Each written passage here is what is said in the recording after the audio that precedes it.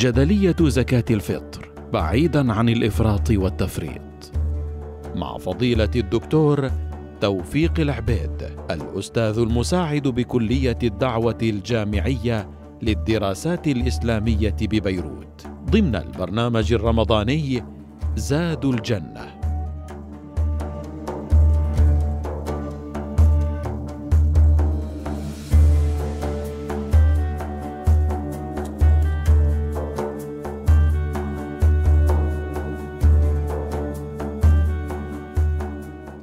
الحمد لله والصلاة والسلام على رسول الله وآله وصحبه ومن والاه.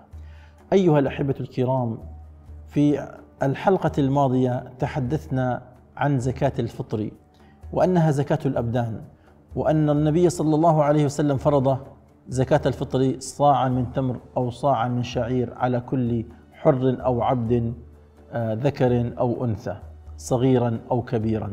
هذه الزكاة أيها الأحبة الكرام داخلها جدلية تتكرر في كل عام، وإنني لأرجو من خلال هذه الكلمات أن نزيل هذه الجدلية، وهي: هل يجزئنا أن ندفع زكاة الفطر مالا أم يجب أن نخرجه قوتا؟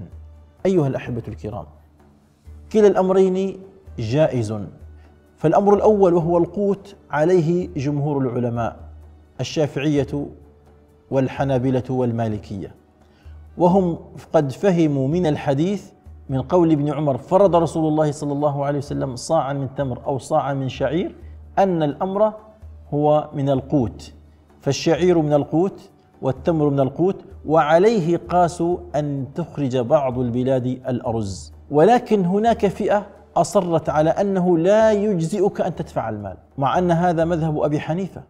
فأبو حنيفة رحمه الله ورضي الله عنه قد أجاز أن تدفع زكاة الفطر مالا، ليس من عنده اجتهادا، بل عنده من الآثار في ذلك، وأفعال الصحابة والتابعين، منهم عبد الله بن عمر، عبد الله بن مسعود، ومنهم سعيد بن المسيب والحسن البصري وعمر بن عبد العزيز وغيرهم ممن دفعوا زكاة الفطر مالا، لأنهم فهموا بأن المراد أن نغني الفقير، سواء كان قوتا أو غير قوت.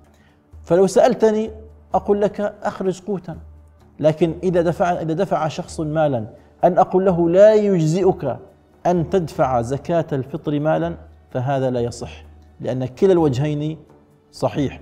ليس هناك في الحديث الذي فيه فرضية زكاة الفطر ما يدل على أنه لا قول آخر إلا القوت.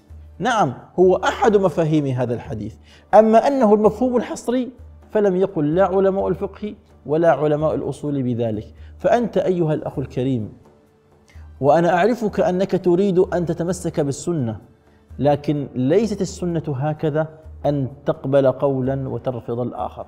القضية هنا ليست قضية اختلاف، بل هو خلاف في المفهوم، في مفهوم الحديث. فمن فهمه على أنه يخرج قوتا قلنا له على خير وبركة، ومن فهمه أنه من أجل إغناء الفقير والإغناء يكون بالمال على مذهب أبي حنيفة قلنا له خير وبركة. لا تضيق واسعا ولا تقف عند رأي واحد، فإن هذا أمر لا يستطاع. أحببت أيها الأحبة الكرام أن أدخل في هذه الجزئية بقضية زكاة الفطر مالا، لأننا في كل عام نترك القيمة الإيمانية التي من أجلها جاءت زكاة الفطر ونقع بهذا الخلاف: لا يجزئ، لا ما يجزئ. هذا أيها الأحبة تضييق على الناس. افعل ما تراه مناسبا لك. أتحب أن تخرج قوتا؟ أنت فعلت الصواب. أخرجتها مالا؟ أنت فعلت الصواب. ولا يمكن لأحد الطرفين أن يقول أن الحق معي دون غيري، وإلا فإنه جاهل بالفقه وأصوله، لأن طريقة الاستنباط يعرفها أهلها. أسأل الله عز وجل أيها الأحبة الكرام أن ننتفع بهذه الشعيرة، شعيرة زكاة الفطر، وأن ننتبه إلى حكمتها وإلى إنفاقها على الفقراء وإعطائهم حقها، بدلا من أن نقع في هذه الجدلية العقيمة التي لا تنفع فقيرا ولا تنفع مجادلا. أسأل الله عز وجل أن يجعلنا دائما من أهل الوسط في كل أمر، فديننا دين الوسطية. وصلى الله على سيدنا محمد والحمد لله رب العالمين.